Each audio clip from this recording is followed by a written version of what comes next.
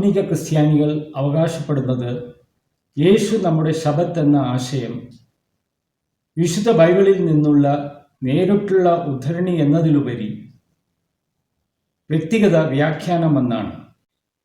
എന്നാൽ ശബത്തിൻ്റെ ഉദ്ദേശം പ്രഖ്യാപിക്കാൻ യേശുവിന് മാത്രം അധികാരമുണ്ടെന്ന് മാത്രമല്ല, ശബത്തിൻ്റെ നിയമപരവും നിയമവിരുദ്ധവുമായ പ്രവർത്തനങ്ങൾ എന്തെന്ന് നിർണയിക്കുന്നത് ദൈവമാണ്.